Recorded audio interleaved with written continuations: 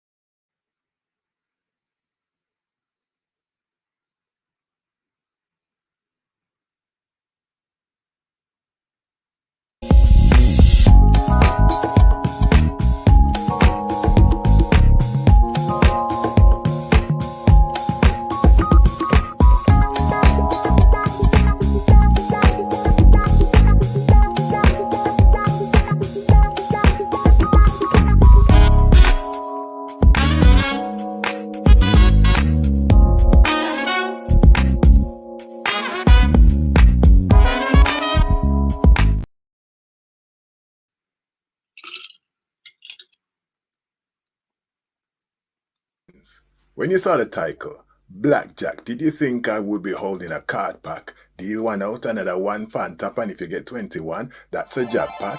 I know, you know, yes, we know. It's Medical Monday, not casino. It's called Biden's Pillows also, and no, it's nothing to do with Joe Blackjack. Alright, how about that? It's a plant, they say. It's a weed, not a crop. People try getting rid of it, but it comes back. If they knew it was medicinal, they would be shocked. Blackjack. Not with the carb pack, but packed with nutrients. It's got a lot. Antioxidants, antibacterial, anti-inflammatory things. It's got blackjack. Look at that. Some say it can reduce belly fat. Blackjack, not the one with the dealer. Some use it as a wound healer. Blackjack, not the one with the twist. Some use it for diabetes, arthritis, blood pressure, and malaria, and other healing plant in the era. Jamaicans would have said, but stop. Spanish eagle looks like that. That grows in Jamaica a lot. Some say it is, some say it's not. Some say Spanish eagle is Biden's Alba. Another Biden looks very similar. Same family, sister and brother. Hard to tell one from the other. If you're going to spend your dollars and cents, if you're going to spend your pounds and pence, get it from people who know the difference. If there is a difference, you know it makes sense. How Medical Monday? Yes, sire.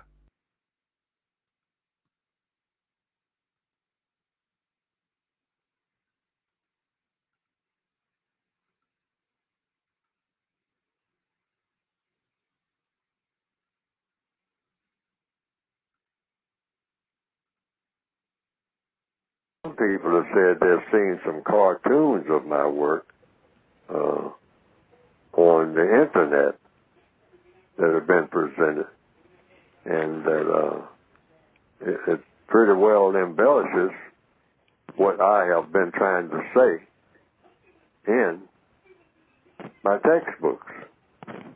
And to the extent that it does that, well, that has been, from what I understand, some people reported to me, a plus. Because they didn't understand what I had written very well, but when they saw those cartoons that just repeated what I was saying and attaching my name to it, and came right out of the book, the material did, they say that they better understood it. And I can understand that because people are kind of visual, particularly in the year 2021 now, more visual than ever. Well, if I understand that question, no, you be the master of words. You don't let any word master you. A word is just a word. Words don't even mean anything until they have a definition. That's what gives the N-word so much power. It doesn't have a definition. And if you don't believe it, you just ask the person, like I said earlier in this program. Ask the person who calls you that, what is one? Now, it's supposed to be a derogatory term, but here's where the key is to the power of that word.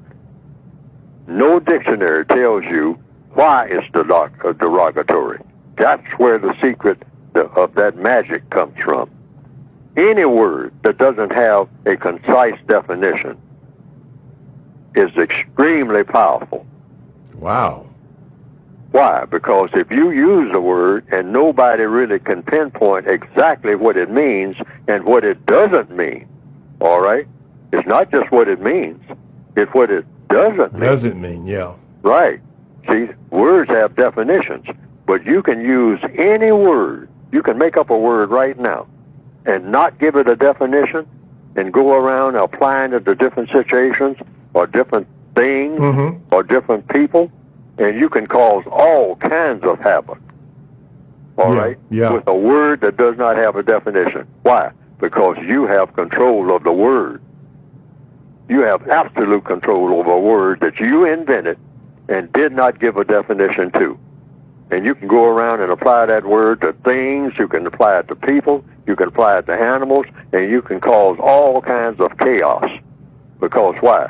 The people who take the word seriously, without knowing what the word is supposed to mean, exactly, and here again, without knowing what the word doesn't mean, all right? See, people don't even think about that. What is it, all the things that the word, the N-word, do not mean? Yes. Can you make a list of the things that this word does not apply to? Yeah. All right? No, the word has no boundaries. Why? Because it has no definition. And any word that doesn't have a definition has power. All right? I can call you something and laugh. And if you don't know what I'm calling you, I can drive you crazy. And I get other people to laugh when I use the word, but I apply it to you. I just apply it to nobody but you. This word fits you. But I don't give it a definition. I never tell you what it means or what it doesn't mean. But anytime I use it, you start feeling bad. And I start using it and get other people to use it. And they use it toward you. And you start feeling worse. Next thing you know, you're crazy. You have been driven absolutely insane.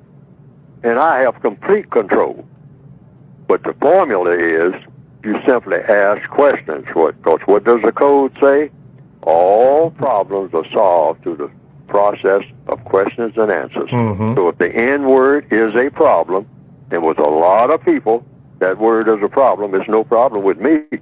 I got complete control of that word. All right? It's no problem with me at all. You can call me that all day long in any setting, and it has absolutely no effect. Because of what? Because I understand what the white supremacists are doing with it. Only thing between me and somebody else is that I have that understanding that the word has a meaning, and the meaning is supposed to be derogatory when it's used toward me, but they don't say why. Okay. All right? So that's the key. If you understand that, the word loses its power immediately. I mean, like you've been worried about the word forever, you can drop it right this minute simply by that formula. By that formula. I mean, it's gone. It's gone forever.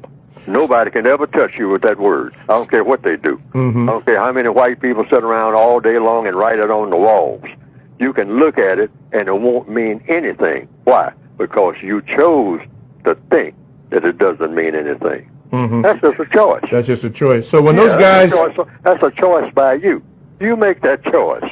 They know that. Okay. You know, you're the one running around in circles crying. I came to my desk today, and they had a big N word scrawled on my desk.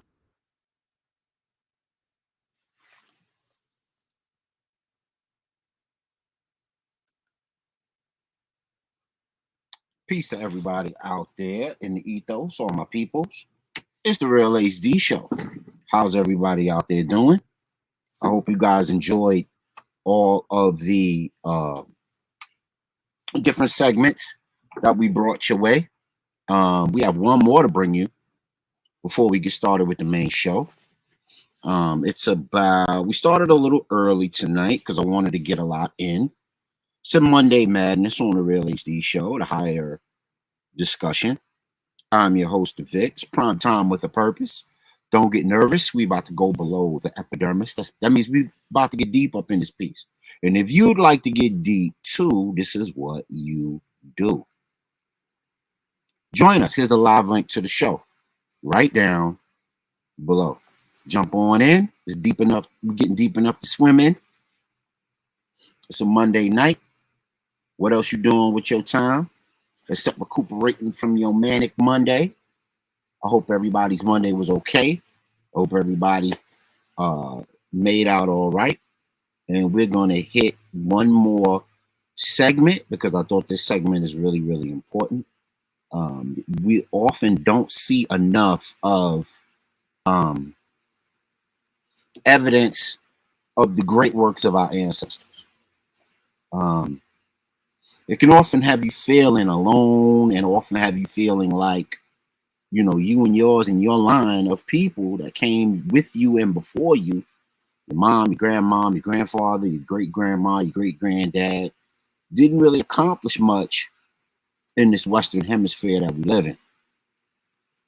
We didn't really do much to earn our keep here.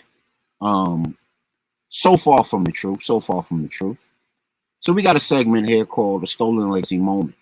Stolen Legacy Moment. After that book by George G.M. James, Stolen Legacy, that talks about the hidden contributions of our people, our ancestors, to the culture of the world, especially what's going on in these United States of America. So I'm going to load this up.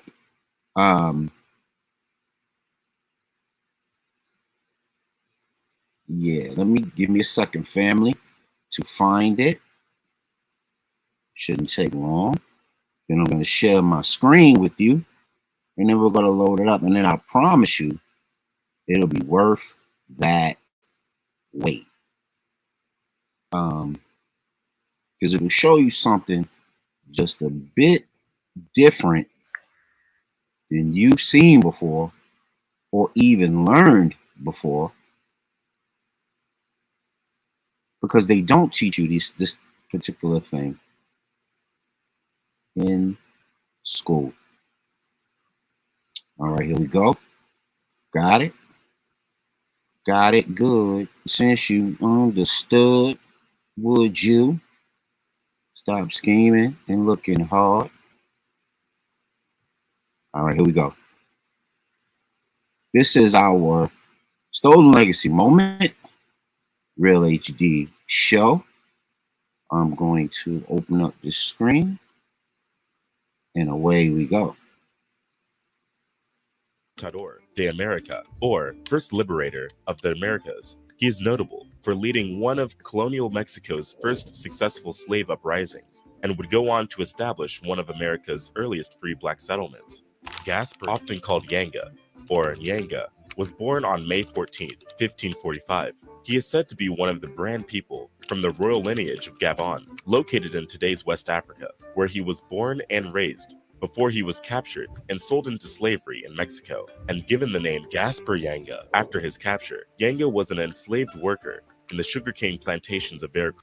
You heard that right.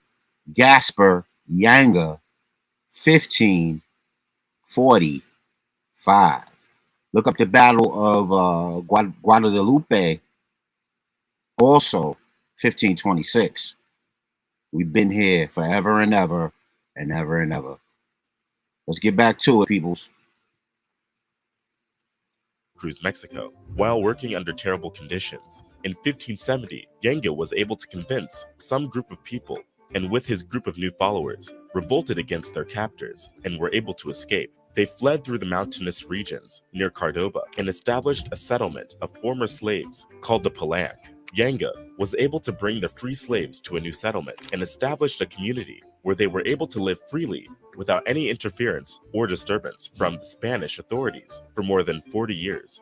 Yanga assumed the role of spiritual and military leader and was able to structure an agricultural community that performed effectively and also produced in an ordered capacity. Under his leadership, the community easily grew in strength and was able to expand to other locations, although there is no clear record of how this movement developed. By 1609, this community of former slaves included more than 500 men, and consequently, there were rumors that Yanga and his men were planning a large-scale revolt against the Spanish authorities. Yanga also had a band called the Cimarrones.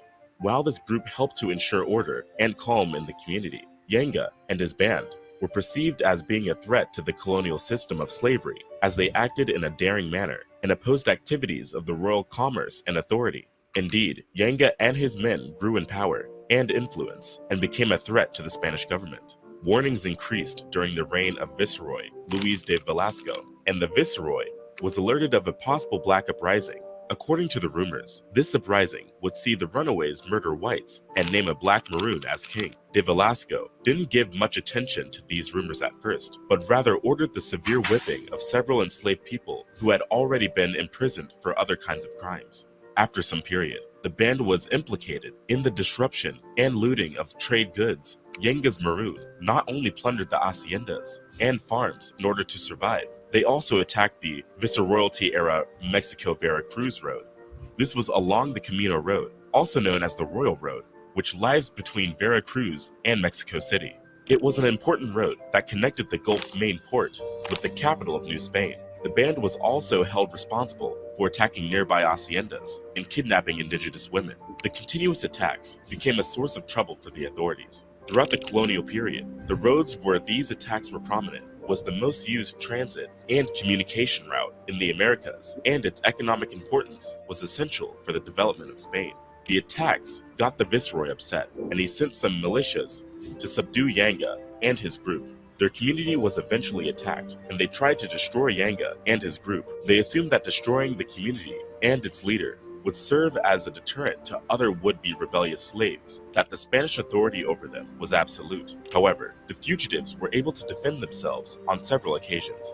This was because their hiding places were difficult to access, and this allowed the Maroon to easily defend themselves. The rebellion was really fatal. The losses were high, and led to several further attacks on the Royal Road, which further destabilized the Viceregal economy.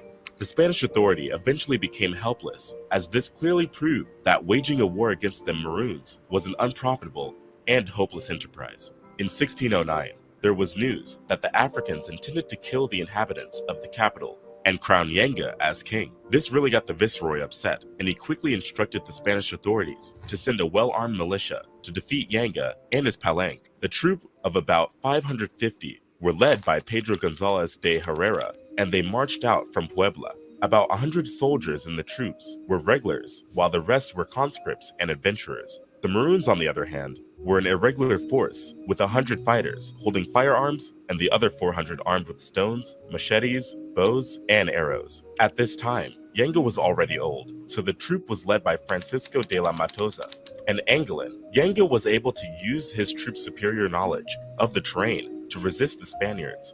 His goal was to cause the Spanish enough pain and draw them in for a negotiation. This strategy worked, As soon as the Spanish team approached, Yanga sent out his terms for peace via a captured Spaniard. He made a deal which was similar to that made between the Indians and Spaniards, which ended their hostility.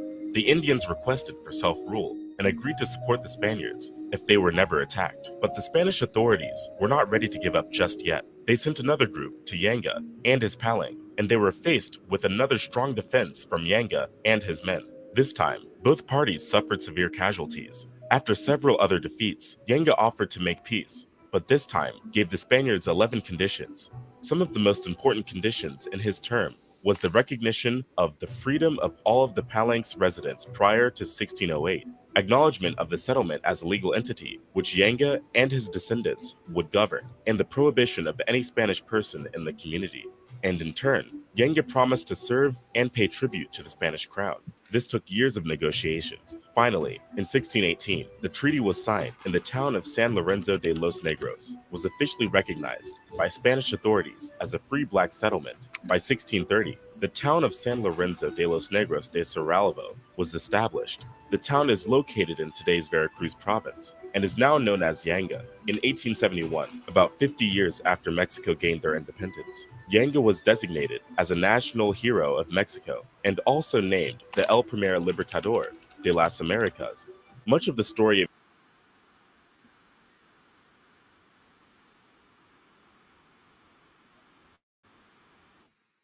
All right, we are back. We are back. We are back.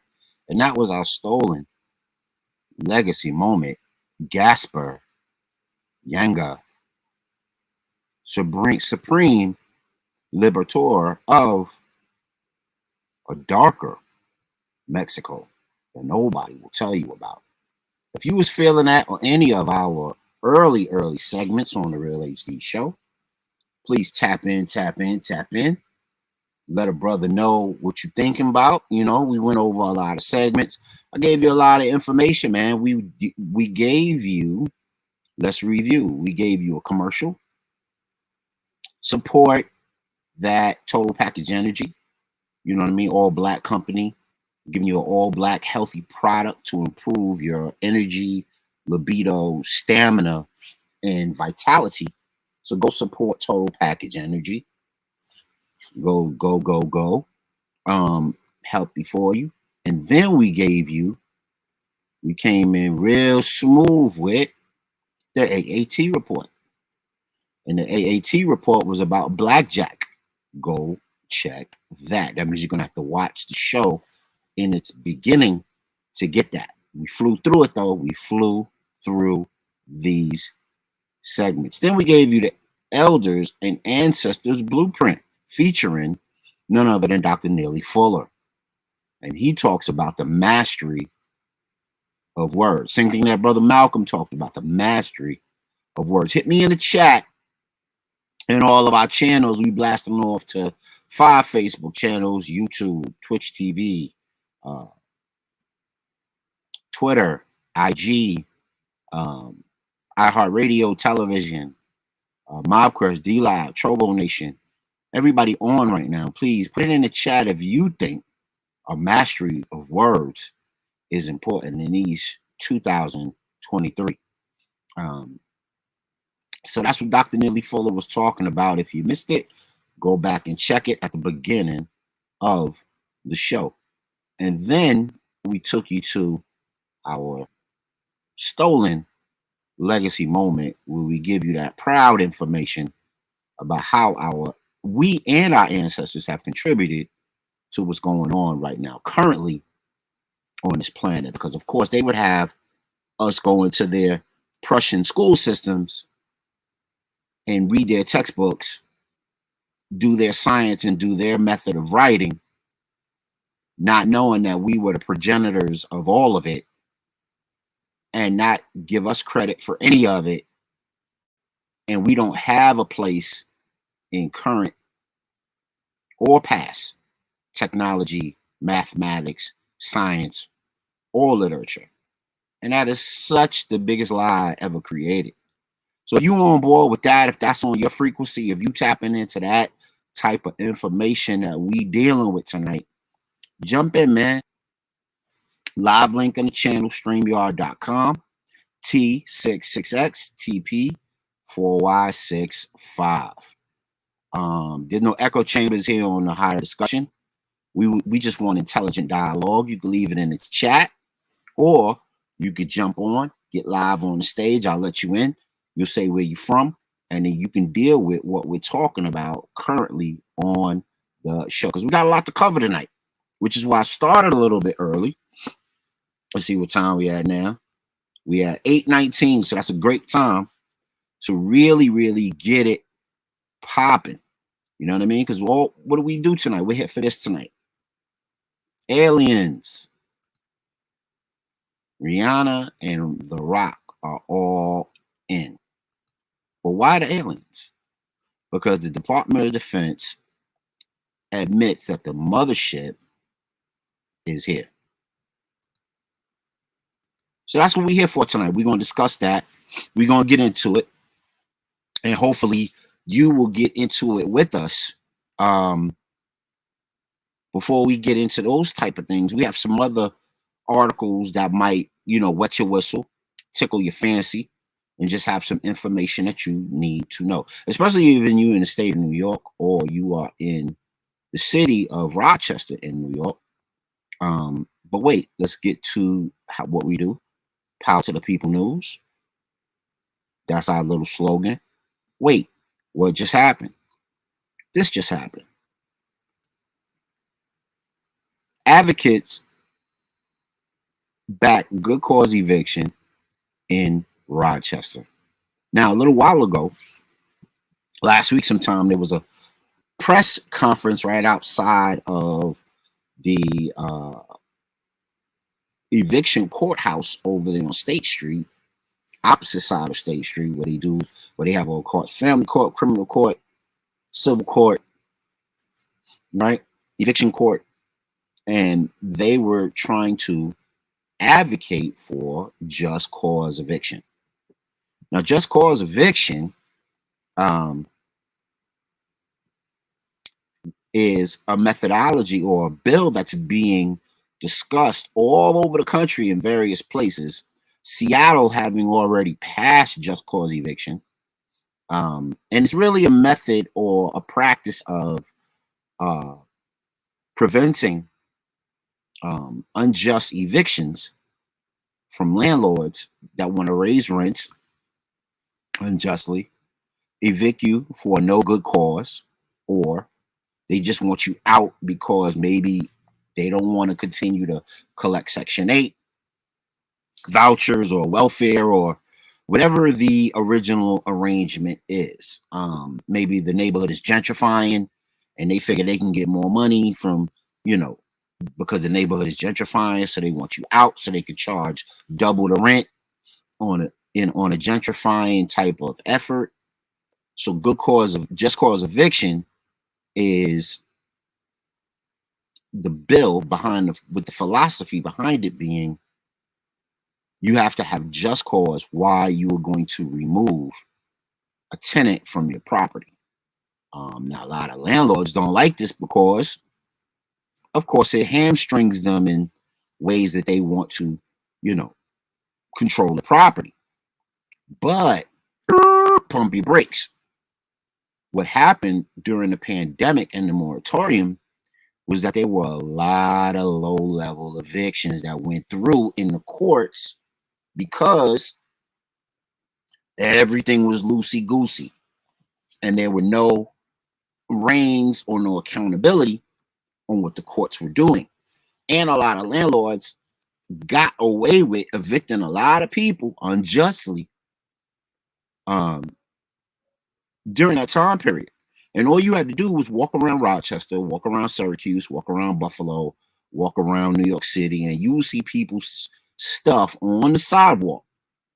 Even though the governor of the state at the time, Cuomo, gave a moratorium and no one was supposed to be getting evicted, if they could get you out during that time period under some real loose administration stuff and with the courts, they were going to do it. And unfortunately, some fell through the cracks. Let us know how you feel about just cause eviction. San Fran is hopping on it. They're debating it right now. Various places in LA are debating it right now. Various districts in LA are debating it. Various districts in not Florida, but Illinois, they're debating it right now. The DMV area, New Jersey. It's already out there in Washington State. So this is something. Is it good? Is it bad? Is it indifferent? What does this have to do with us? What in the world does good cause or just cause eviction have to do with us? Well, because we're often disproportionate to economics on the low end, on the poor end of things, on the shallow end, right? We're the numerator, and the macro society is the denominator. So we're on the low end of being disproportionate to what's happening in the streets. That means we get the shit end of the stick, right? So that means that just cause eviction could be a good thing, or could it be a bad thing? Could you see a lot of people taking advantage of it and not paying their rent on purpose and not doing the things to upkeep their property on purpose? Better not do that. Take care of your property, whether you're renting or you have a mortgage. Take care of your property. It reflects on you and your family. You want people to take you seriously. Cut your grass. Keep your garbage neat. Make sure you have a clean house. Your house is kept. All of it. Folks is watching, man. Appearance value is very, very, very important, man. You want people to take you seriously. When you open up your mouth and you speak, your appearance value is very, very connected to just such a thing. So let us know in the chat, man. What do you think about just cause eviction? You think it's a good thing? You think it's a bad thing? In or out, up or down? Let us know. Real HD Show. So we got a couple of other things we want to get into before we get into the main topic of tonight. And it's a couple of sad stories, a couple of crazy stories. One of them is this right here. Accused shooter in Kansas City shooting a black teen who went to the wrong house is a white man in his 80s. So there's a teenager in Kansas City. Shout out to Ricky Wyatt, my boy. Played football with him. That's my brother. Peace to you, bro. Hope the farm is doing well out there in Kansas City. Diehard Chiefs fan. But young man lost his life going to pick up his siblings at the request of his parents. He was a little off on the house that he knocked on. He thought he was supposed to be one place and he was at the wrong place. And he knocked on the door and a man showed up with a gun and shot him in the head. And these are the terrible things that happen in this country that we live in that you just shake your head at. You just go, that's absolutely retarded, especially during this time period in this day and age, with everybody supposed to be hyper aware of diversity, equity, and inclusion. We still find out, despite all of the, foo-foo superheroes and all of the foo-foo diversity efforts, that we still have a long way to go with that. And this is a sad situation, man. I hear this young man was a instrumentalist. He played either the clarinet or the saxophone. He was a wonderful young brother. He very kind-hearted young man. And I love how protect the white man at all costs operation went into full effect as soon as it happened. Almost how they, protected Emmett Till's accuser just to have her years later come out and say she lied about everything she said about Emmett Till. And they're protecting this elderly man even though he committed a crime, a murder at that, of this young black man. He can't get his life back and don't know what happened to his brother and sister because that was his job to pick them up. And it went awry. And everybody's, learning of this news and just really, really feeling sad for what's going on with this young man and his family. So condolences to, the family of this young man. They put him on the cover and didn't put the old man on the cover of all of the news outlets and media periodicals. But the older man needs to be the elder who did it, the elder white man. He needs to do the perp walk because he in fact enacted this tragedy here. And not here, sorry, one more time, let me get back to it. Here. Senseless tragedy of this young man in Kansas City who lost his life because people can't understand their indifferences and be civil and reasonable with each other. And then you wonder why things like this happen. Absolute chaos. A mob of teens overtakes Chicago streets while video shows. So we're not going to show the video, but we're damn sure going to talk about it. I think we're at a time where a lot of young people are at a loss for agency. I think they're at a loss for constructiveness. And I think a lot of the social auspices and society structures have just failed them.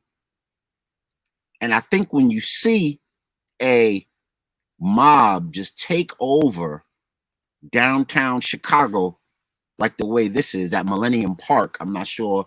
Peace, brother Marcus. Are you familiar with what we're talking about with Chicago? Mm-hmm. Incident? Both of the incidences. Yeah, man. So and the one in Kansas. Yes, sir. So we'll talk about it in a sec. I'll get your take because I'm sure you have a very sharp opinion on this. And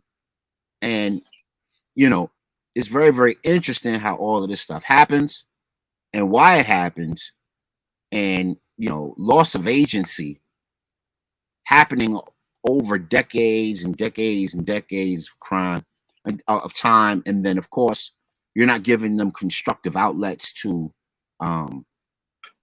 go ahead and not only are you not giving them constructive outlets, but you're not giving, probably their parents don't have it, and probably their parents before them don't have it.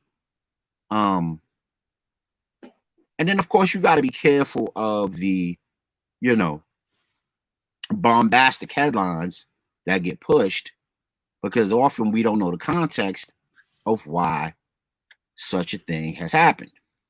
So brother Marcus, let me look for the bookmark I have on this so I can read them the byline, and you tell us what your initial thoughts are on this Kansas City shooting and then the teens wilding in Millennium Park.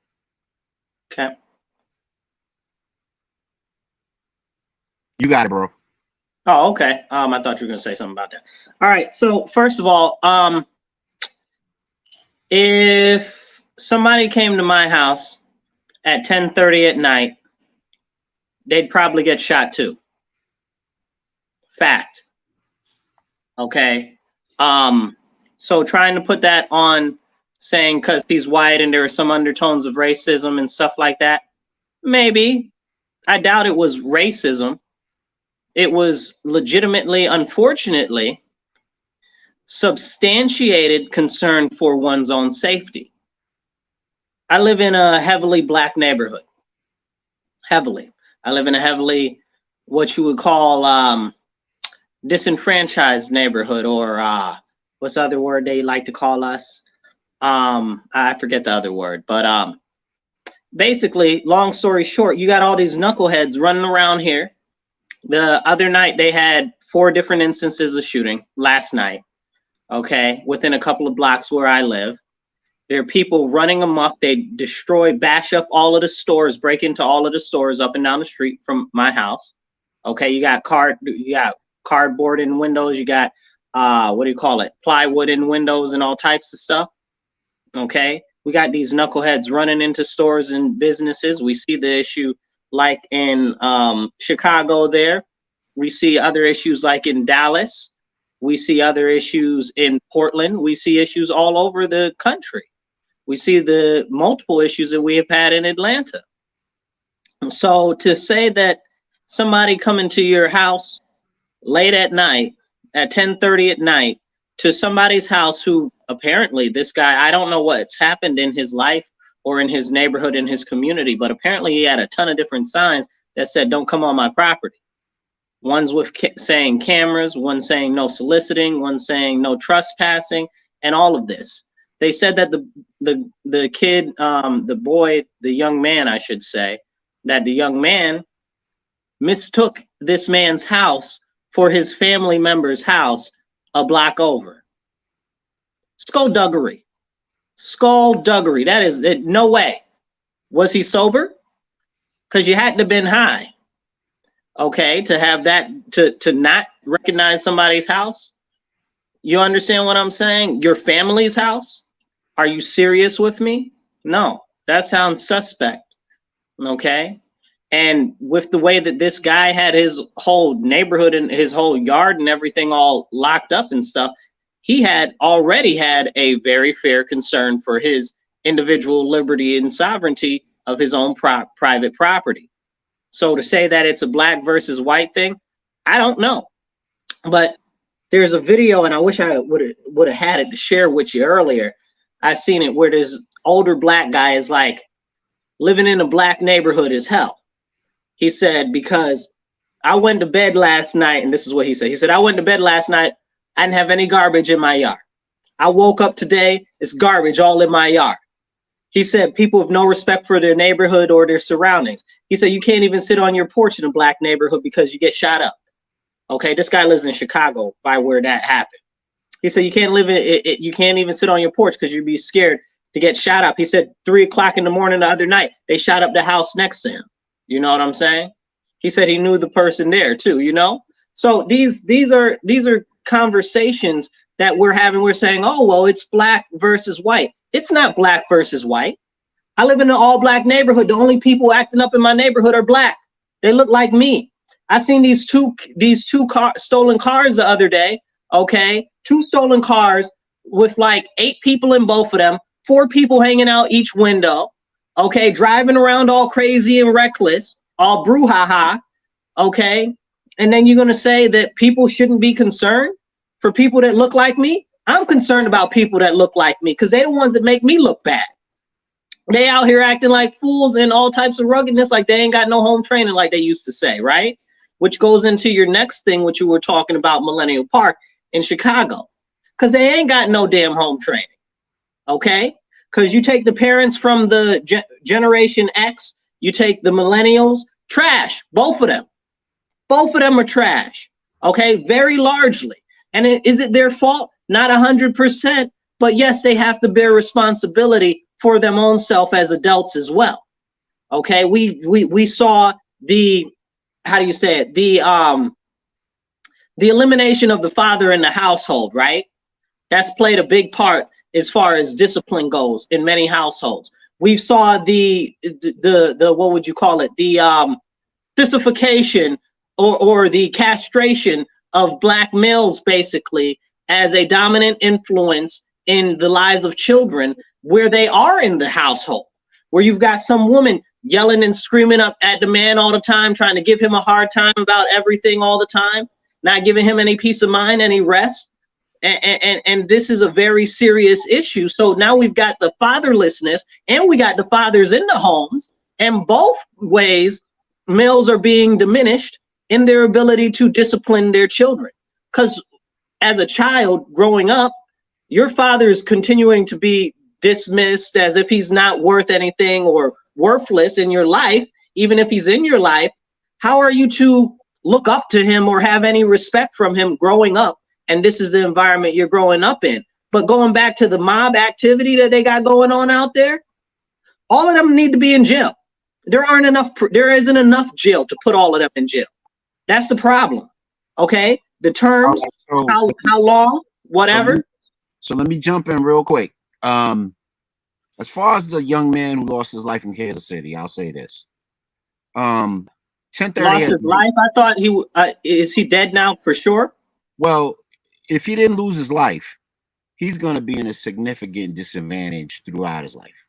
And I know that he's in. I'm pretty. He's fighting for his life if he didn't lose his life. Yes, he's fighting for his life at this point. I, on first sight, if you see someone or you hear someone get shot in the head, 9 times out of 10, that's a strong individual if you're still around and ticking. You guy that got shot in the head in New York City in the smoke shop. Yeah. No, I mean, you got to be a strong individual to survive a blow like that and keep going. But that's not my point with the whole thing is, I think we need to,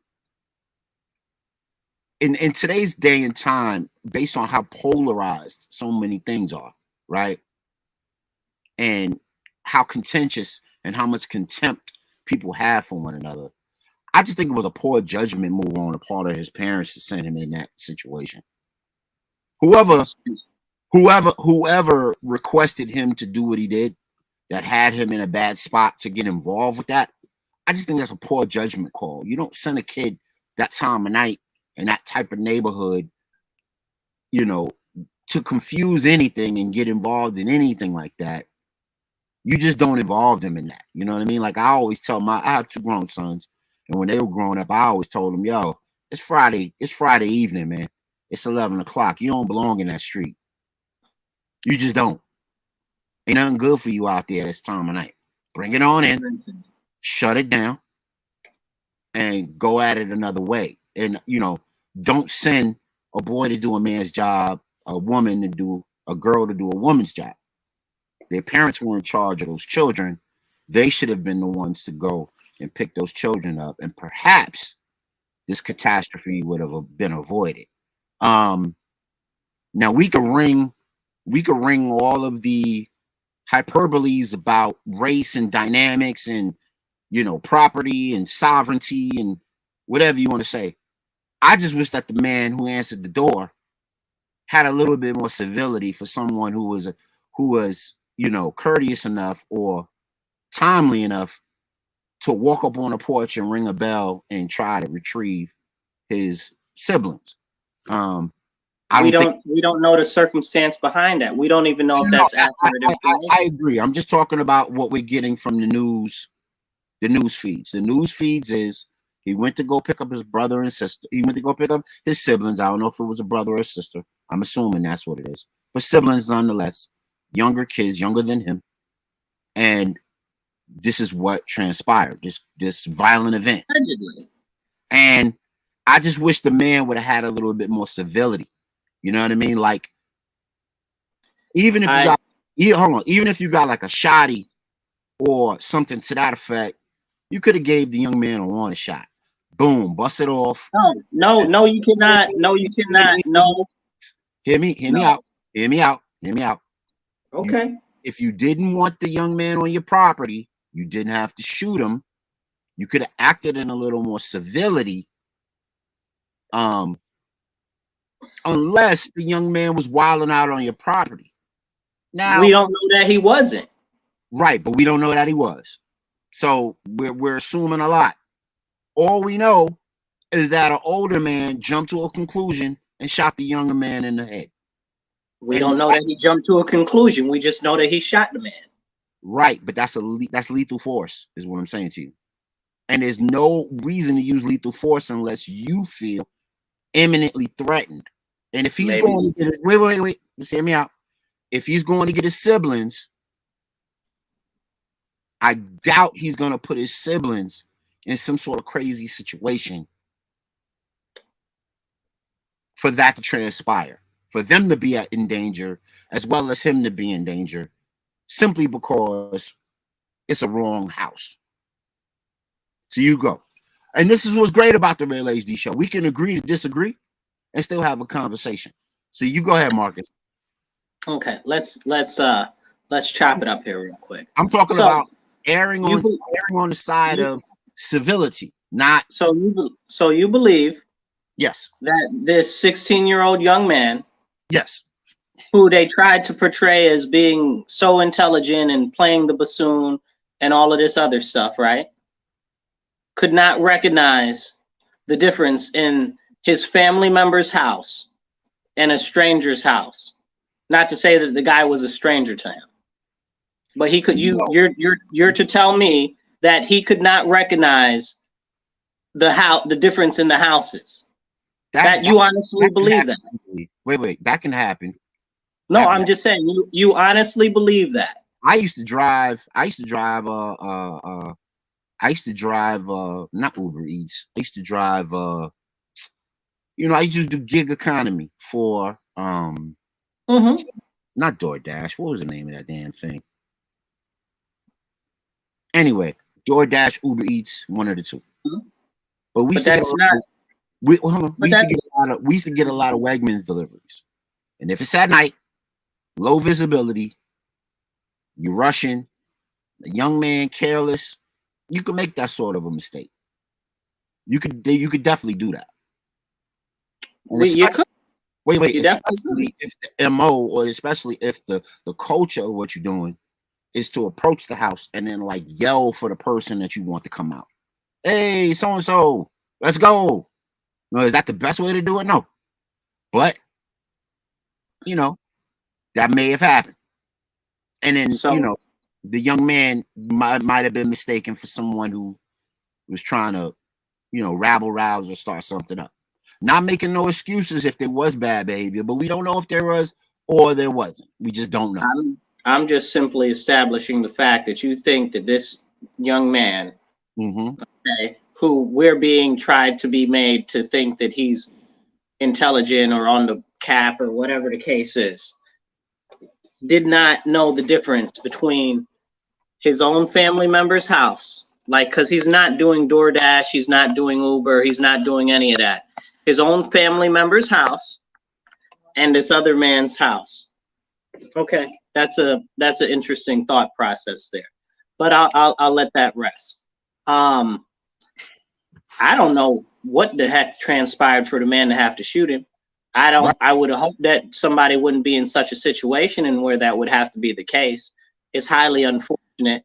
I don't know if it was deserved or not, but it's definitely unfortunate if you ever experience a case on either side of that, having to shoot somebody, feeling you have to shoot somebody, or being shot.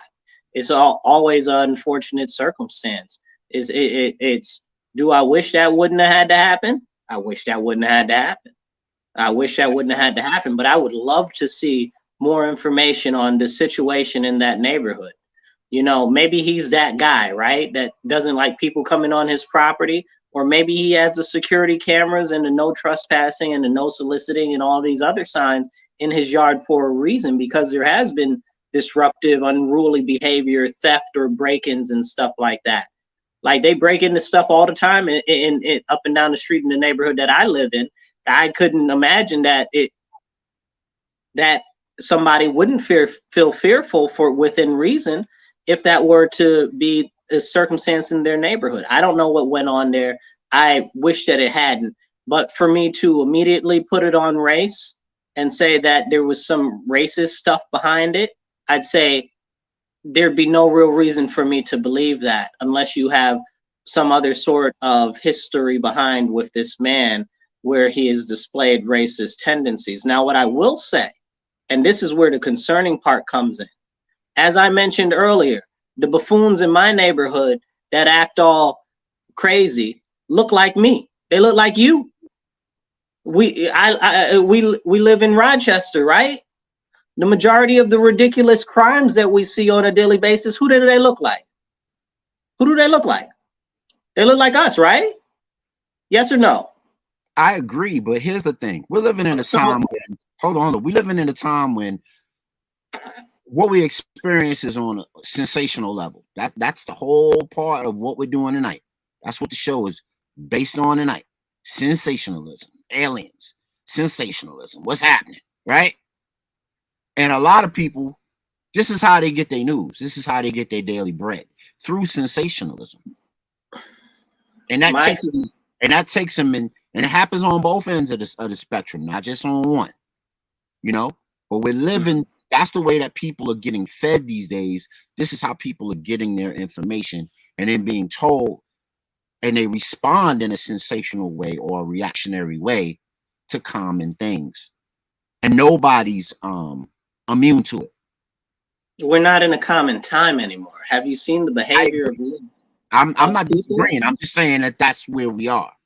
So one can't be surprised if one acts or reacts in a crazy way if you're fed all of this crazy stuff on a daily basis. You take one extreme or the other. So and then when an opportunity presents itself, you act on it. From fear porn or whatever types of stimulus that you're getting through the course of your day, it may have you going in that direction as a person. So I give you a couple of good examples. So I get highly concerned about stuff that I see on Twitter, right? Absolutely. Because all the time, whenever you see our people on there doing crazy stuff, you see it frequently. Now, not all of the videos are new videos, right? Some of them might be older or a little old, a couple years old, or whatever the case is. But unfortunately, a lot of them are newer, current time, stuff like that. And that makes a bad look for us. Okay, it's a very, very bad look. You look at the Chicago situation, right? Right. Did you see the one where the dude and the girl got beat up, jumped by that whole crowd? Yeah. Yeah. You know what I'm saying? So now here's the message that's been going around on that is, look at this crowd beat up this white lady in front of her building. Okay. So that's not what I saw. And I wish I had more of the tape to see what actually happened. But it's like 30, 40 of those people, right? All of them look like us. Now, here's the deal. There was a dude that she was with, right? Or at least he appeared to be with her. This dude in a green cap, green shirt, white undershirt, right? So you can hear some lady say, first the lady says something about, oh, he's black or whatever the case is, referring to who I'm to understand is the guy that's next to her, whatever. She said something like, and I couldn't quite hear what she was saying, but like something like, oh, he's a black man, or he's a good black man, or something like that, whatever the case was. And then the mob was like, oh, beat him up, get him, all this and that. You understand what I'm saying? So now the girl got dragged because she's there with the guy, okay, or whatever the case is. You understand what I'm saying? But what was made out of that, and that part was basically left out of everybody's interpretation of what they saw happen. So everybody was saying, oh, look at what they did to this white woman, da da da da da da. But that's not what happened. It's look what happened to this couple. Look what happened to both of these people, which honestly makes it worse, really, than it just happened to the white lady. And people don't understand that. And I had to point that out to many people, because if it's the white lady getting dragged by herself, that's one thing. If she's getting dragged because they're mad at this other guy for, I don't know, Lord knows what the situation is, okay, or what transpired before it. But first of all, you don't jump on somebody like that. That's wrong, okay? You're going to fight somebody, you fight them, okay? Not 8, 10, 20, 30, 40, 50 people. You understand what I'm saying? I do. That's not okay under any circumstance. No circumstance is that okay, okay? So that's a serious issue. But more of the issue than that is that this behavior has been cultivated as a socially acceptable norm in this day and age. Okay. And that's what is being popularized on the internet. Like you said, sensationalism, right? That's what's being shown as being okay. And with the defunding, demoralizing, and disincentivization of policing, as well as the complete elimination of any discipline, okay, for activities like that, People are just like, oh, well, I do what I want, I do what I feel like, because there are going to be no repercussions. And the fact of the matter is in most cases, they're 100% right. And that's very, very unfortunate, because it's leading other people to commit those behaviors. All right, let me read something to you real quick, or just read a byline to the people. On Saturday night, hundreds of teenagers went to Chicago's area called the Loop. They tried to get into Millennium Park, ran up and down Michigan Avenue, jumping on cars, buses. One woman told Fox 32 that people jumped on a windshield, smashed it, then attacked her husband as he sat inside the vehicle. By the end of the Saturday night, two teens have been shot, and Chicago police says 6 juveniles and 9 adults were arrested. These incidents were a lot like previous years. This is key. These incidents were a lot like previous years. In fact, the Millennium Park curfew, which requires people under 18 to be with an adult, was created in May of 2022 because the issues of teens behaving badly. That curfew was put in place by Mayor Lightfoot a day after a 16-year-old was shot in front of iconic Bean in the midst of a night of chaos. In April 2019, 31 young people were arrested on Mag Mile doing a similar thing. In 2021, 61 people were arrested when hundreds of people swarmed to downtown, setting off fireworks, jumping on police cars, brawling. 2 officers were injured. In April 2022, 10 juveniles were arrested. After people ran into Millennium Park, jumping over barricades. 8 others were cited for curfew violations. Why can't one of the most expensive police forces in America control their city? Because it's not the police, it's the laws. No, I'm just saying. I am saying. I'm answering your question. It's the same thing. There was a curfew instated. What do you want them to do? Shoot them all? What do you want them to do? Wait. This has been going on for years now. It's going back to 2019, 2018. There's been deaths, officer injuries, all of that, in lieu of these kids swarming in a park area during warm climate and warm weather times. Why can't the police manage and perimeter downtown Chicago? If this thing happens on a regular basis every year. Because they have been disincentivized to police, they have been demoralized, they have been defunded. They do not have the numbers to do that against such a raging lot of individuals. Then, in such a situation in which would be considered crowd control measures, they would have to be using non-lethal force. That would be completely what's the word that I'm looking for? It'd be unimpactful. It would not be enough to quell that level of activity. And very simply,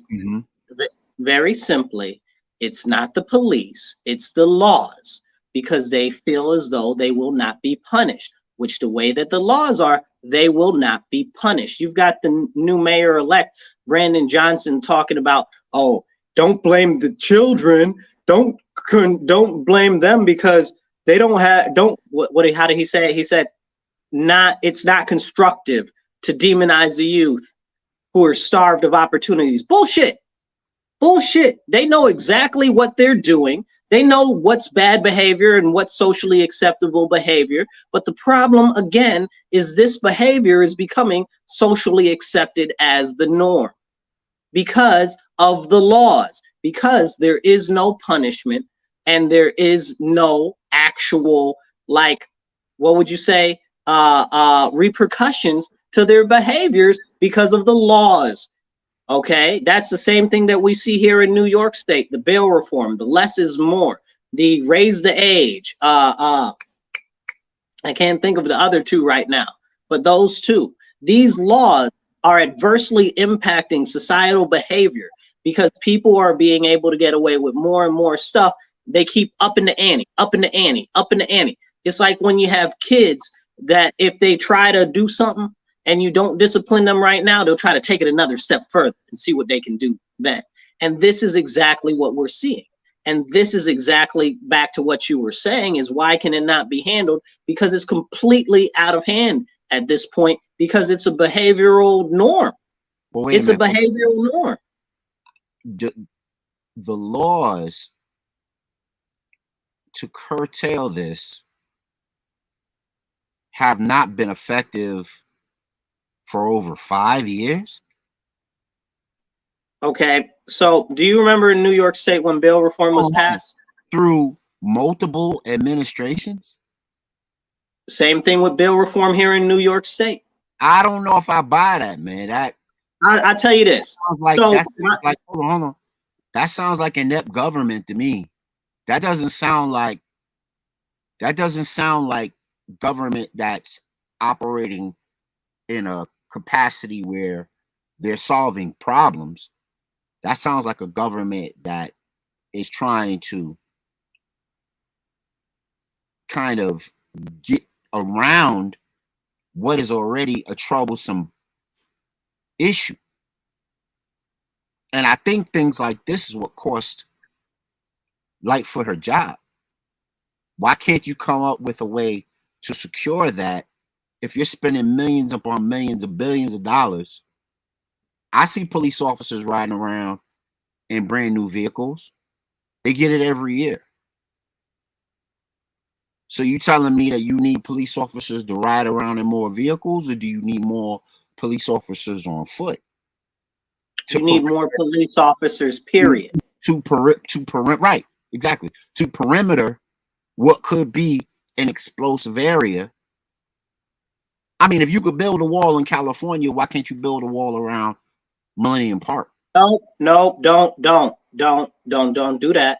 Don't do that. I'm not with 15-minute cities, and that's a whole separate conversation. Well, I didn't say that. I'm saying until that's where this conversation is going, which needs to be addressed. This is 5 years. This is a cake that's been baking for 5 years. Multiple administrations. It's 100% inept government, and I'll explain to you why. Right. I'm glad we agree at least on that part. Because locally, I'll explain to you why. So my elected official that represents my electoral district for state assembly, right, swears up and down that he ain't had nothing to do with bail reform. It's not his fault. But you've been in office 3 years and you ain't tried to fix it yet. And whenever I see you on the TV, you like, no, I don't want to fix it. All I want to do is take guns away from law-abiding citizens, and I want to cancel rent, and I want to do all this other crazy stuff. Okay. Now, I'm not saying that that makes him a bad person one way or another. I could give a good golly gosh. Okay. All I want is my streets safe, and I want the ability for businesses to grow and develop so that we can increase the quality of life in my community. Okay. So I care a lot less about all that other crazy hoo-ha. The issue is when you tell me that you didn't have any responsibility for bail reform, but now you've been in office going on 3 years, right? 2 election cycles, right? And you haven't done anything, and you see the impact that it's having on our community, my community, really, because if you don't see this issue and you're not addressing it, I don't really think that it's your community. No offense. I'm just saying what it is. Okay. No offense. I really wish for him to do better. Lord bless. Okay. But the fact is what we're seeing here, what I'm experiencing here is exactly what we're experiencing there. Everybody is kicking the can, talking about it's not their responsibility. Somebody else did it. Oh, it's working perfectly fine. If you tell me bail reform is working perfectly fine, either you live in the whitest of white neighborhoods or you live in a really nice affluent neighborhood to tell me that bail reform is working fine. You use a goddamn lie, because the recidivism rate is out of control. Okay. It's out of control. Then you have these people over there, especially in Chicago, right? Getting rid of the police, right? You talked about how do they handle it? Do they need more police in cars and stuff like that? You said they need more police, period. But if you're talking about the shooting gallery capital of the world right now, and I'm being hyperbolic, right? Like it's not of the world, but it's one of the largest gun crime cities in the country. And they have news. It's had enough news in that purview. Yeah. Well, but they have the strictest gun laws in the country in Chicago. The strictest. So clearly, it's not the guns that are. It's not the gun laws that are the problem. It's the policies that are being put in place by these elected officials that are not addressing the actual core roots of the issue. The core root is if you do not punish these type of level of crimes and these types of behavior, they're going to continue. And other people are seeing it. Like, we're not talking about small things of bad behavior, right? We're not talking about somebody shot you to side eye, right? We're talking about property destruction. We're talking about running up and violently attacking people. We're talking about carjackings. We're talking about shootouts. Okay, we're talking about all of these things that are going unaddressed. And their solution always is get rid of the police and get rid of guns. Are you stupid? Like that's a real legit question. Are they stupid? No, they're not. They know what they're doing. They just elected this guy, Brandon Johnson. Are you kidding me? Like, he's a complete communist. He's out and out communist. Like, Lightfoot was bad. This dude's going to be a terror. So to what you were saying about building the wall, why they can't build a wall around that area of the city, it's coming. That's what all of these social credit scores are for. That's what all of this digital currency is for. That's what all of this stuff is for. That's why we see all of this crime coming. That's what all of this is really for. They want to do this. They want to do this because they want to make it so that you can't get out of your own neighborhood. They want to make it so you can't get out of your own community. They want to cordon you off in an open air prison is basically the direction that we're going. And to do that, they're inciting all of this violence and creating the atmosphere in which it can be perpetuated. And that's what the end goal of this is. You say, why aren't they really doing something? That's why. Well, let me say this. Decades of savage inequalities metastasize into manic depressive masses amounts of people. Ass whoopings. And that wait, not that simple though. It is not that simple though. I wish it was, but it's not that simple. I'll say it again. Decades of savage inequalities metastasize into manic individuals in mass. Okay, I'll address that. Hold on. And if you're not careful, manic depressive people lash out and do crazy things. It's a psychological term. It's been around for decades. We're gonna move on after I say that. But I heard everything you say. You're making some great points, but I wouldn't keep it so black or white, hot or cold. There are underlying reasons for why people do what they do. And I'm hoping that the policymakers, I'm hoping that whoever are the problem solvers in Chicago take a deep look at what that is and how that creates itself so that the population of Chicago won't be the wolf licking the blade, hurting their own selves just to be heard, just to lash out, and just to be identified. That's not why it's happening. But go ahead, last word. Go ahead. It's happening why do you believe that it's happening? Because they can. Because they can. If you can learn one thing about humans, it's why do humans do stuff? Because they can. And this is happening because they can. It's a lack of focus, functional direction. It's a lack of discipline, and it's a lack of repercussions. And it's because they can. And that is the complete and total honest truth that we have to be realistic within ourselves. Well, I'll say this to that, and then we're going to move on because I wanted to get on to another subject matter, something that you and I have talked about before too. Because they can. Well, I agree, but everybody has the will to do what they're going to do and what they will do. All I'll say to that is that, similar to what the congressperson said or the representative said, Lack of opportunity and lack of resources is a mother. I'm telling you now. And you know that too. You know that too. And it can have you acting like a savage. Am I excusing their savagery? No. But when you're denied basic benefits, basic rights, and the penal penalties for what they do has been around for decades. They know it, their fathers know it, their mothers know it, their families know it, and it still isn't stopping them from doing what they're doing. So I don't know if laws are what you need to solve that. Jail, punishments. I just said that the penal punishment for what they're doing has been around forever. But they've changed. As a matter of fact, there's been several administrations that have taken that to the yard and beyond, and they have even been corrupt in Chicago in trying to express, jail as a punishment for the vagrancy and crime that goes on in Chicago. I don't know how long we're going to recognize that that's really not the answer. Right, because cashless bill had nothing to do with it. But that just happened. That hasn't been in place for 3-4 years. The demoralization and disincentivizing of policing has. That's been around since the pandemic. That's not that long ago. Exactly. So we're talking 3 years. Hold on. I don't want to get a whole crazy back and forth with you, but that's not the same thing that had undercover police officers disguising themselves and antagonizing gangs in Chicago.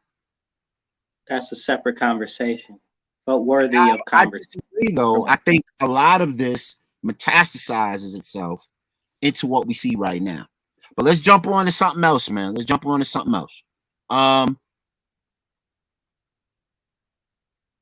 Where was that picture? Okay, so we got this right here. Boom. Bud Light, because of what was her name? Dylan Ruff or something to that effect. His name. That is a dude.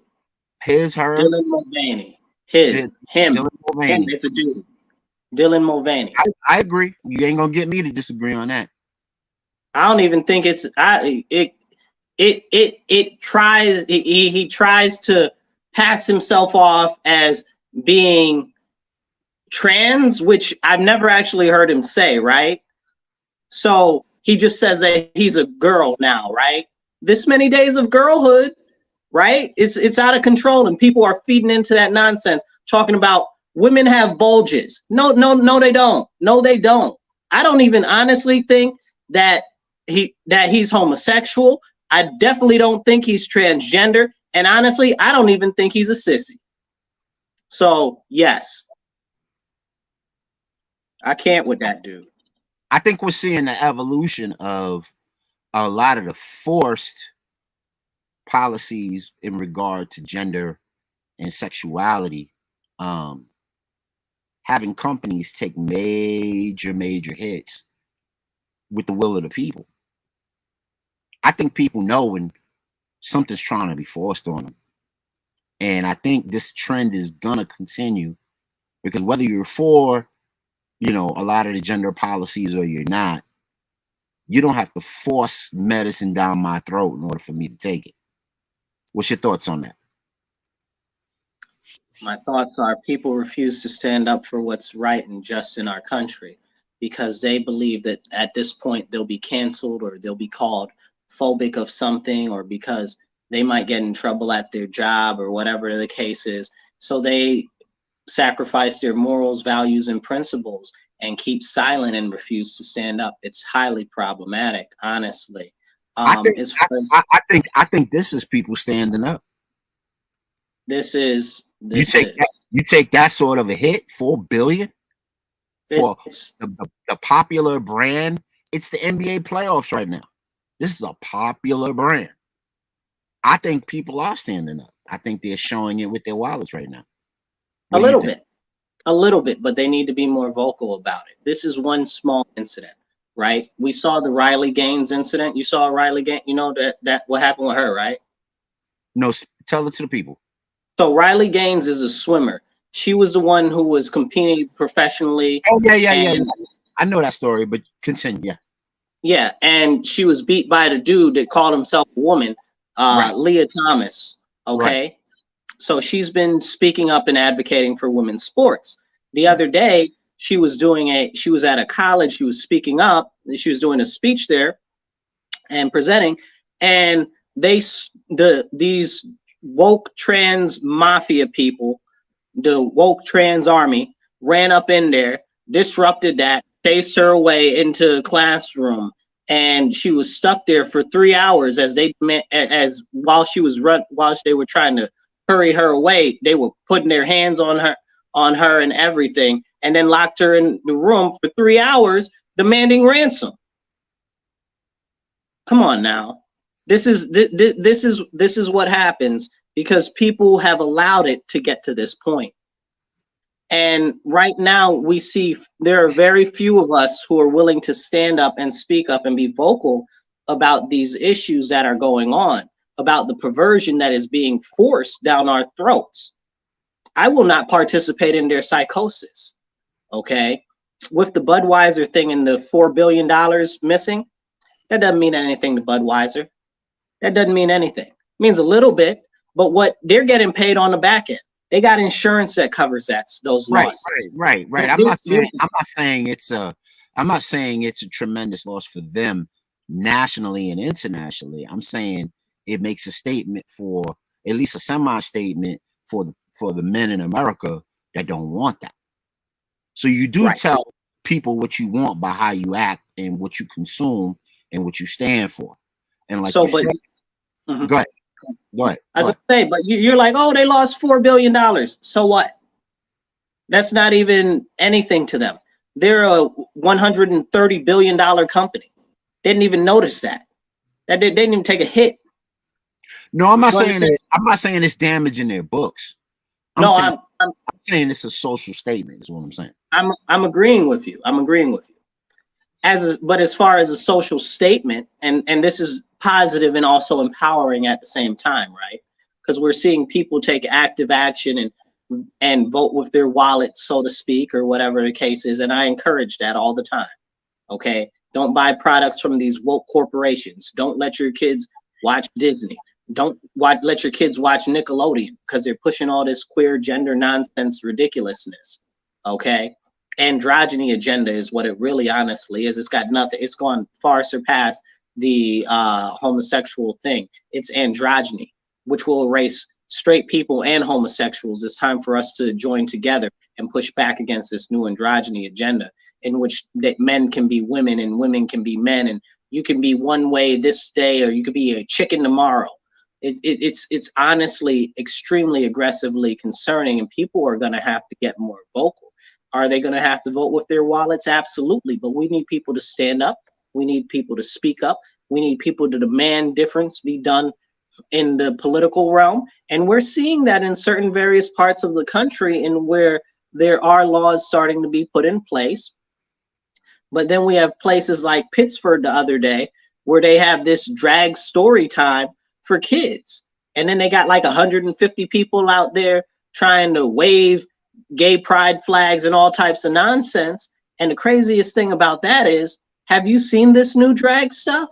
Like they're dressing up like demons and fairies and ethereal creatures and stuff like that. This isn't normal drag. This is something completely crazy else. We've gone far away from it, and it's time that people start pushing back against the insanity that's being thrust upon us. I'm glad that you brought that topic up because I really think that more people need to speak up on that issue, and people are too scared and terrified on how they'll look or be perceived in America. But Africa, the Americans and Kamala Harris went over to Africa and she was like, we need to push this alphabet agenda. The Africans told her, go shove it up your nose. Oh, you got a good clip there. Yeah. We tried to bribe them with $60 million. Yeah, and they say you can take that and shove it, you know? At first, when she came through, she was trying to push her weight around. And then they told her to, hop on your jet and you can go to blast off to the moon with that. And then she came back with a counteroffer to have them massage the DEI, diversity, equity, inclusion piece into their government with a bribe of $60 million. And the leader of the Zambia had some really interesting things to say. I'm not going to play the whole clip because it's like an hour long. He had an interview, and one of the things he said was about democracy. And he said, I thought democracy was the will of the people. Well, if the will of the people is that we don't want this, why are you trying to shove it down our throat? Yep. I thought democracy was the will of the people. I thought that was one of the major interesting parts about the Kamala Harris bribe was his retort on democracy. I thought it was very interesting, kind of reminiscent of what some things that Haile Selassie did during his time with his social address, and then this representative of Zambia said it very, very eloquently. And thank you, man. You segued nicely into where we wanted to go. And I have a clip that I want to show people. I showed it on the show before, but I'm gonna show it again. And I hope people get the message. Real HD Show. Great pride on the progress we've made over these past years. There's still work to be done. So to those of you out there who are still working against equal rights, we have a message for you. You think we're sinful? You fight against our rights. You say we all lead lives you can't respect. But you're just frightened. You think that we'll corrupt your kids if our agenda goes unchecked. Funny, just this once, you're correct. We'll convert your children. Happens bit by bit, quietly and subtly, and you will barely notice it. You can keep them from disco, warn about San Francisco, make him wear pleated pants, we don't care. We'll convert your children. We'll make them tolerant and fair. We're coming for your children. We're coming for them. Your children will care about fairness and justice. All right. So I think everybody at home gets the point. Now, I know that they think this is some sort of like slapstick or some sort of like. Oh, dude, that's a real serious song. No, I know that's the San Francisco Gay Men's Choir. Right. I know they were trying to be in jest with it. But I don't think they were, bro. Why in this why during this hyper polarized time would you play games with that? I don't think they were playing games. They were being honest. Say more. So they were being honest. There's a couple of things that people need to understand.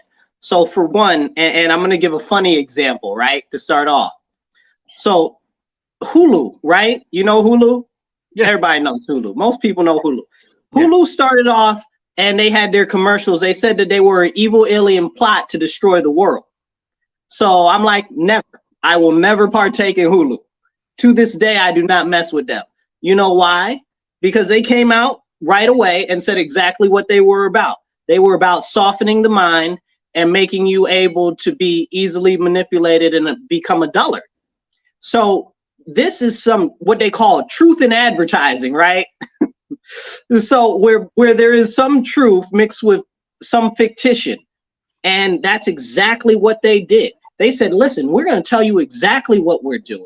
We're going to tell you how we're doing it because this is what's happening and you're not going to stop us. Period. End of story. And that's what they said in the song. They outlined exactly what they're doing and how they're going to do it. And this is what we need to be paying attention to. The government does it all the time. They'll spoon feed us stuff and they'll say, hey, such and such and such and such. And you'll be like, no, that's not anything. Then it happens and you're like, whoa. But they told you the whole time. So let me ask you this. When the LGBTQ, especially the trans portion of it, had their Trans Day of Vengeance, why did you think that they titled it the Trans Day of Vengeance? Is it because, is it because there were only 2 trans people killed in the last year or so, why do they need vengeance if there were only 2 trans people murdered within the last year or so? You want the real answer, or you want the answer that No, you're looking I asked you the real question. Like, why would they title it Trans Day of Vengeance? So here's what it is. If you know, what does that title suggest in your mind? Here's what's going on. Okay, it's completely directly exactly what they want. They want to create an atmosphere in which these people, which we'll call the trans the trans mafia, or you'll call the whatever you want, these ridiculous or the woke mob, or whatever you want to call them, will take hyper aggressive action against individuals that do not agree with them, and they'll be able to get away with it because the government is allowing them to, and they're encouraging it because the government wants them to make people more complacent and more compliant. It wants to shut people up and terrify them into silence. I was watching something earlier. They were like, you know, this is really the new COVID-19 issue all over again, where they encourage people to don't say and don't speak up on certain issues because of fear of what will come in repercussions. So now we've got all these people that, and it's really not even the trans community, right? Like we got most of them are people that identify as allies or are paid operatives that are coming out, that are doing all of this stuff to encourage people to take hyper aggressive action to help divide our nation and put people in their place at the same time. It's a twofold issue that they're working to address. This is to help disincentivize people standing up and speaking up, but it's also to make sure that the government can sow more division so that the people are more easily to control and they do not consolidate power together, because if we all came together, we might rise up and flip the damn table over on all these fools at the top. So let me ask you this more directly. Why the term vengeance? Vengeance for what?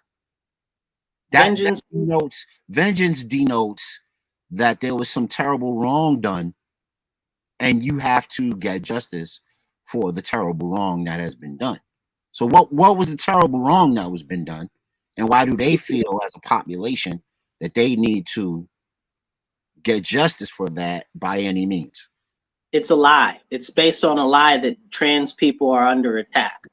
They're not. Nobody cares. Stop coming after the children. That's it. Period. Nobody cares what you do, what you identify as, or anything. Stop forcing your nonsense on other people. But their issue. Speaking of forcing nonsense, let me throw this video on really quick. It won't be that long, but the video is called Lunacy, but it's showing some things that you're talking about right now. Real HD Show. Check it out. Outsiders on the weekend, we showed you some disturbing content from Holland of a Dutch TV show where transgender individuals stripped down in front of children, in case you missed it. Gewoon bloot, in gewoon bloot gaan volwassen mensen geheel uit de kleren, zodat wij er wat van kunnen leren. Deze kinderen uit groep 7 en 8 mogen aan hen alles vragen over hun blote lichaam. En vandaag hebben we als gasten transgenders. Het gaat echt om het gevoel wat je van binnen hebt. Ja, en dat... Nadat je een operatie hebt gehad. Anne-Chris, hoe voelde dat? Ken je het woord euforisch? Nee. Oké, dat is echt heel blij. And the UK's Channel 4 also seems to think kids should be exposed to naked adults. Why? As teenagers, you're always thinking, I'm so fat. There have definitely been times that I've looked in the mirror and hated what I see. This is a baby step to becoming more accepting of who you are. Being naked is not a bad thing at all. 0, please. Idiot! I think it's time that we see what real male bodies look like. Whoa, naked men. So I think you get the point. I used to teach kindergarten, and we used to have to give them what's called a brigance, right? It's a test to see if they have basic fundamental skills. Do they walk heel toe? Do they know their left hand from their right hand? Can they sound out basic words and syllables? Can they do basic functioning things as a student entering first grade. If I could be honest with you, and I'm not going to name names, and I was in Rochester, right? I'm a Rochester teacher over 20 years. I would say about 40% of the kids who take that test fail it. Now you're talking about 3 and 4 year olds, right? Right. And growing into budding 5 and 6 and 7 year olds that they're showing these drags to. They don't even know right hand from left hand. They don't know how to walk heel toe without stumbling. Some of them have a gait. Some of them have slurs and speech impediments. What do you think they're going to gain by showing a kid that doesn't know right hand from left hand what adults look like stripped naked? Normalization of being around naked adults. It's to start to sexualize children at a very young age. It's to normalize pedophilia. There are various different aspects of this which are being brought together in this one act. Yeah, minor attracted persons. Yeah, I agree. But I'm just saying, I find that very bombastic. There's nothing colorful. There's nothing like innocent or wholesome about this. You're stripping in front of children. Like, what the hell is that? Like I said, they don't know left hand from right hand. They don't know how to walk heel toe without falling on the ground, some of them. But you're going to strip in front of them and show them your man and lady parts and expect them to make decisions, mature decisions based on that. It's retarded. Like, what are you doing? It's a normalization of perverse natures. You see that with the drag stories for kids and stuff like that. It's the first normalized kids being around these creatures, okay? And then what it also does is it confuses their sense of wonderment and dress up and stuff like that with this type of atmosphere.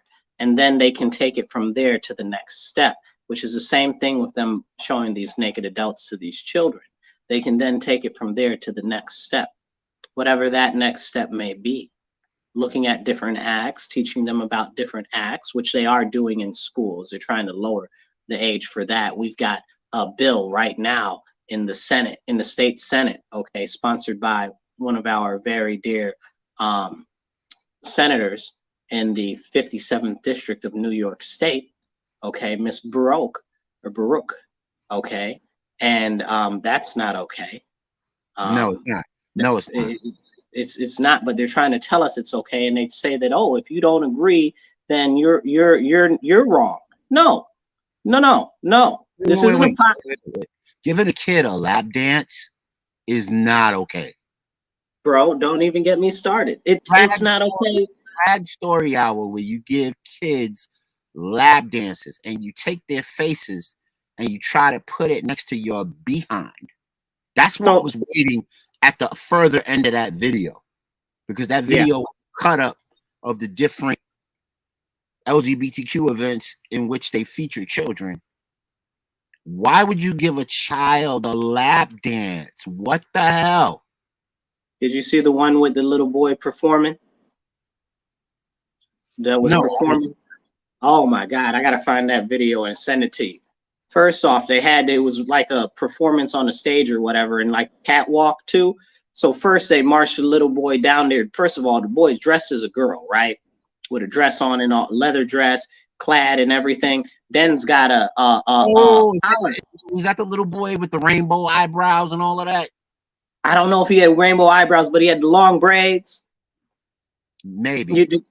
What is it? Was it a Caucasian kid? No, it was like a mixed kid or like an albino black kid, something like that. Okay. So had a dog collar on, and a crazy creep had the kid on the collar with like a leash. Then the kid later was performing like some nasty, raunchy, just crazy, erotic, nasty, terrible dances. I got words that don't come out because it's just that bad. Right. And this is what they're trying to get the kids into. This is the stuff that they're trying to teach the kids are okay. This is not okay. It's not even okay, even a small amount. It wouldn't be okay if it was a regular strip club. It's not okay that it's a whatever it is, because it's not gay anymore, right? It's gone past that. It's gone completely past that. It's an androgyny. Okay, it's about no sex, no gender, gender fluidity. Whatever it is clever today. So this is the quintessential foundation of breaking down the nuclear family. You teach the kids young that sexuality doesn't matter, the nuclear family doesn't matter, and therefore you could dissolve it before it even begins. We just saw in Washington where they have it. If your parents don't agree with what you gender identify as a child, that they will take the children from the parents. That just happened. That bill just happened. My girl, Miss B. What's happening, Miss B? All the way from the ATL. She says pedophilia is being normalized in religion too. Dalai Lama. Yeah, the Dalai Lama wanted the little boy to suck his tongue. First, he kissed him on the mouth. Don't forget that part. Bluck and Bluck is Don't going forget that part. Yeah, that's my homie. What up, yo? Hey, jump on the show if you can. The call letters are down on the bottom if you want to jump on and let your voice be heard on the Real HD show. So Miss B used to ride with us heavy before, and shout out to you and yours in the ATL. Jump on the link if you want to rock out. If not, throw it in a comment. We appreciate you. We appreciate you, sis. Come on through when you get a chance. But yeah, man. So yeah, we didn't even put the whole nasty Dalai Lama thing in there. I don't know what that's about, but you know, I just thought that was the most gross representation. Well, it was. Then you had Biden, and I think we're seeing the wildness of the European Saturnalia return to what America is turning into right now. America decreased a lot of what Saturnalia used to be in Europe, where they were just funny with the little boys and the little girls around holidays, and it was sport. And now I'm seeing a return of that in the 1930s, 1940s, when the traditional Christmas was ordained in the United States. It became more about opulence and wealth. Having the six table place set with the turkey and the trimmings, and you could mimic Rockefeller, or you could mimic Roosevelt, or the rich and the well-to-do, and have your luxurious Christmas. That's being thrown to the wayside right now for all of the what I consider the return of Saturnalia in its finest right here, right now in America. What do you think about that? What do you think about that, Marcus? What's your thoughts? I think if Saturn saw that shit, he'd destroy the planet. But that's a whole separate conversation. It's worse. It's honestly way worse.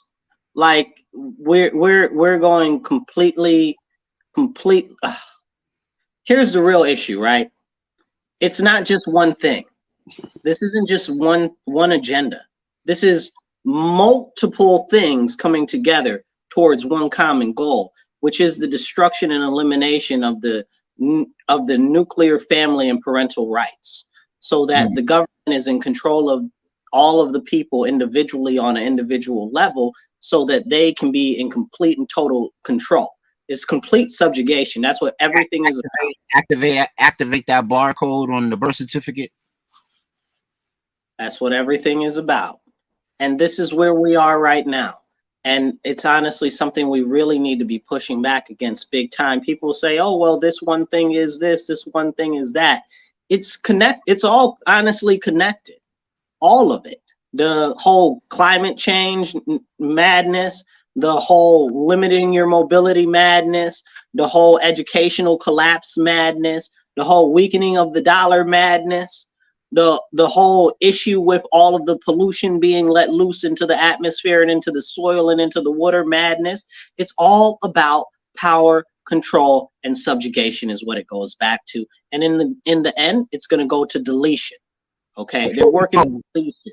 Before we go, speaking of power, control, and manipulation, did you hear what happened to Christine Lagarde of the Eurobank? No, but I can't stand her behind. Did you hear about the two Russian cats who were on Russian's version of YouTube and they played a prank on her? I don't know how they got a conversation with her live, but they got a conversation with her live. It's this dude named Vovan and the other one is Lexus. And they do Was these it? Was that the ones that was trying to be Ukrainian? Yeah, they were trying to sound like Zelensky. Yes. Did you hear her spill the beans though? Check this out. CBC will be used for control. ECB president admits it in a vid chat with a fake Zelensky. They got her ass. And what did she reveal? She revealed that there will be limits when the CBDC is placed in the euro or placed in the European nations, right? Mm-hmm. They will be, you could be punishable by jail time if you spend more than $1,000. Mm-hmm. They already said you can go on what's called a gray list. Mm-hmm. And it's punishable by jail time if you spend over $1,000 without permission. And you go on these subject lists if you spend anywhere from $400 to $1,000 on anything. And they got her to admit it by just becoming a faux Zelensky for just half a second. They got her to spill the beans on what could quite possibly be the biggest governmental coup that we've seen in the history of the world.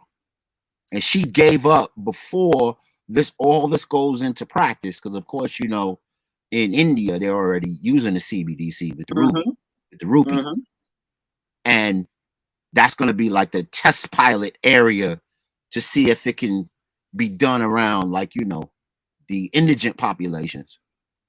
And then now you got these two jokers that actually had enough gravitas and enough charisma to drag this out of her. And now she looks like Boo Boo the Fool because she ran her mouth a bit too much. What's your thoughts on that? So you were hip to this, right? Mm-hmm. All right. So what do you think about this? About this gigantic prank that actually worked? Wow. That's amazing. I think it was very good for them that they were able to achieve that. I also think that nobody gives a damn because people refuse to see and they don't want to see. I've been warning about this for quite some time. And even if you talk about CBDC and stuff like that, I've been banned from Facebook for talking about it. I put up a meme that said that we should be concerned about CBDC, basically. And they were like, no, this violates our terms and services of conditions and stuff like that. You ban me for saying that it's a concern and people should be aware of it? Yeah. As a possible danger? Like, I didn't even say anything extra about it, you know? Yeah, my videos are being buried too, so you ain't the only one, bro. Trust. You ain't the only one. It's out of control, and the general populace doesn't care because they can't be bothered. And that's the real deal Holyfield issue, and everything is going to go to shit, excuse my language, if people don't wake up soon enough. I got to be 100% honest. At this point, I think it might be too late because people just can't be bothered. We very much so might be right about there. I'm honestly, and I don't want to give up hope, and I don't want to make anybody lose hope or whatever the case is. But if people don't start standing up and pushing back, it's going to lead to a complete collapse of the society as we know it. And what's going to happen, this is also coming down with the AI, and I'll keep it brief. With the AI and the machines at the same time, what's going to happen? We're never getting out of this recession. It's going to get worse and worse and worse and worse. And I'll tell you why. All of those jobs, I just listened to a job report. They said we got 10 million excess jobs and only 6 million unemployed people. I'm going to tell you what's going to happen to all of those jobs and all the other jobs. They're going to be taken by AI and machines. A lot of them are going to go away completely because production is going to go down. Because again, like you said, spending is going to be limited and not available because we're going to experience hyperinflation, which goes back to our other conversation about BRICS the other day. So This is all what's coming right now, and people are not paying attention. They're not taking action, and they're not standing up. And at this point, honestly, I don't know how much louder I could scream. I don't, honestly. So And it's concerning. So I think people need to be aware that at a certain point, you won't even be able to spend regular money. Well, that's what happened in India, right? I think you're going to get a time period where they're going to tell like you, the coupon, right? Like they're going to say, okay, you got 3 to 6 months to get rid of all your cash. Yep. And if we catch you with cash, there's a fine, and then there's a jail penalty. Oh no, why? Because it's a federal note. So let's not be like all of the money that we have are federal notes. That won't happen. What'll happen? They're property of the government. The government created these things to stand for what is not backed by gold. But so I'm going to tell you exactly. Twisted. Just like if you robbed Fort Knox and you got all of those useless dollar bills that they print out of the treasury, and it circulated. I don't know if you saw that movie. It's called The Money Pit or The Money Bank or something like that. Queen Latifah was in it. Seen it. Yeah. Yeah, and it was the 4 ladies, and they robbed all the useless money that circulates. Right. The dirty money that they consolidate and they throw it away. They robbed it because, of course, they worked in those facilities and they know how they work. Right.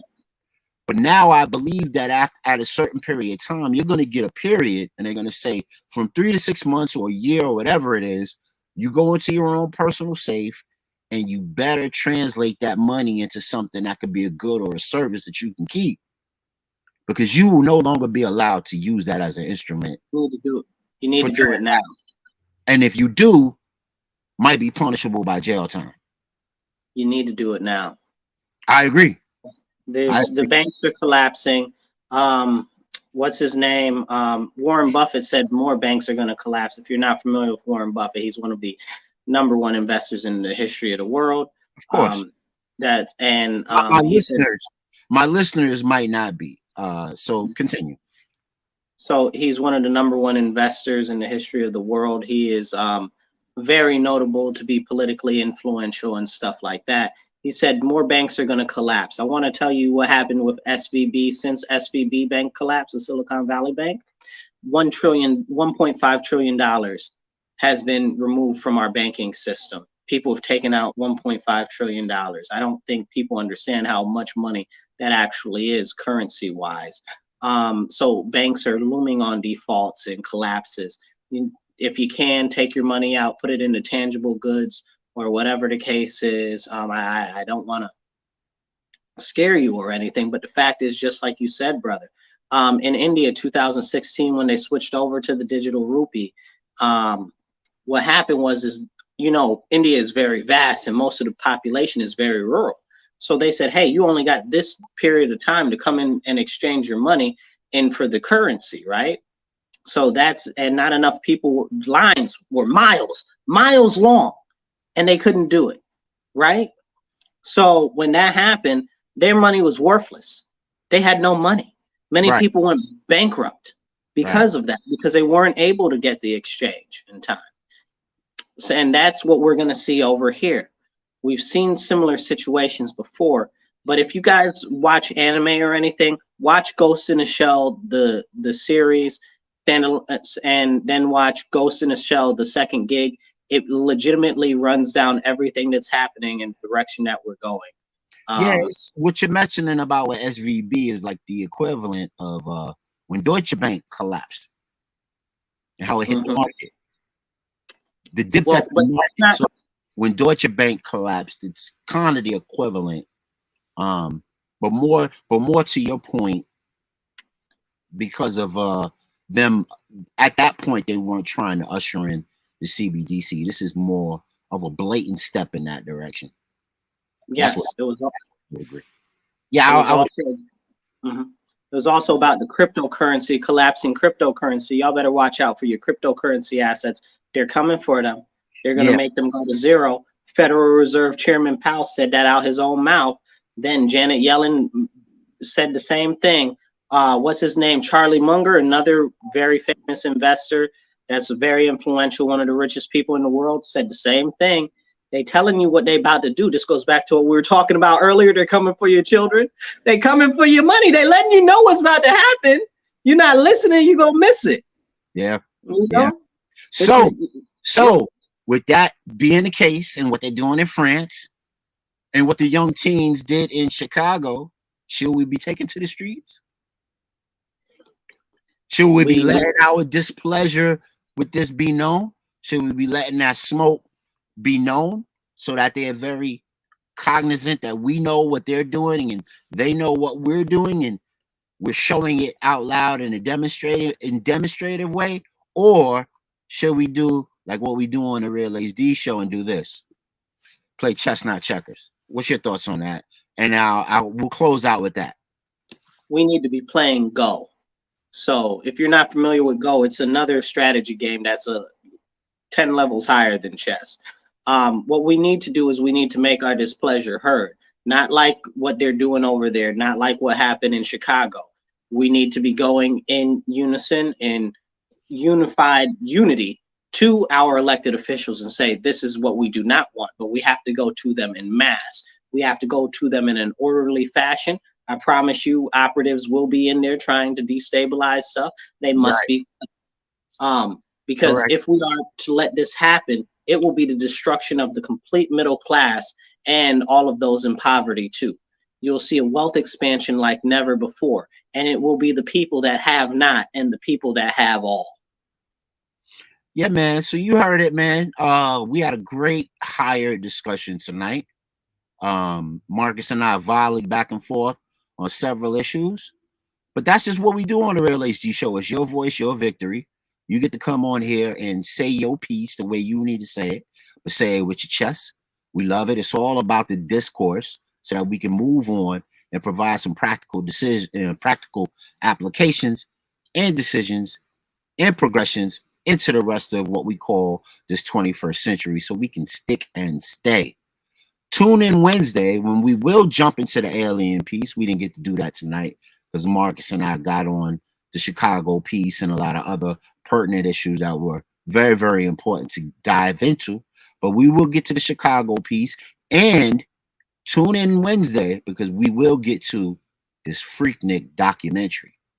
Oh, that's gonna be a hell. And what that means for the people on the higher discussion. Tune in on Wednesday. We should have Brother Mozzie back, hopefully. And anybody else, Miss B, if you want to jump on, jump on. I see you itching a double Dutch, girl. Get in here. So she used to be a correspondent on the show, heavy, and we need her back because her voice is definitely needed. Bring a guest if you're going to come back through. It's the Real HD show. We sending love, peace, and blessings to everybody out there. And as usual, peace and walk with power. We love y'all, but we need y'all on here.